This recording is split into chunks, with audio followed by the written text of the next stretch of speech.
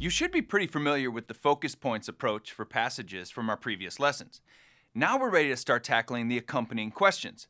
There are several different types of questions on the reading section of the ACT. In this lesson, we'll focus on the search and destroy questions. Any question can be a search and destroy question as long as its objective is direct and clear, which means knowing exactly what the objective is and you know where to look in the passage for the answer. So the answer is simple to find. Common search and destroy questions are line reference questions. However, if you come across a line reference question but you aren't sure what it's asking or where to look in the passage, save it for later because it's not a search and destroy question. Let's look at an example of a search and destroy line reference question together. According to the passage, the severe increase in greenhouse gases in line 14 is primarily the result of, as we've learned, we don't want to read the answer choices until we have answered the question in our own words. Let's focus on the objective. The question is really just asking, what is the cause of the severe increase in greenhouse gases? So the objective here is short and sweet, and we know exactly where to look for the answer. Since this meets our criteria for a search and destroy question, let's get to work. In these types of questions, you always want to read a few lines before and after the line reference.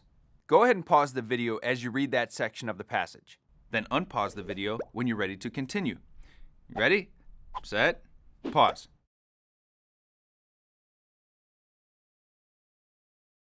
Okay, are you ready? Let's go through the passage together. While reading that section, you probably saw that lines 13 through 15 stated, burning fossil fuels and deforestation have resulted in a severe increase in the so-called greenhouse gases. Our question, what is the cause of the severe increase in greenhouse gases, can be answered with fossil fuels and chopping down trees.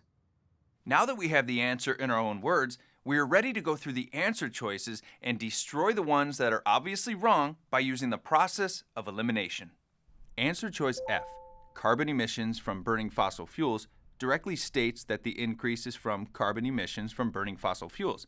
That works, but doesn't mention chopping trees. It's not wrong, so let's hang on to it for now while we check the other answer choices.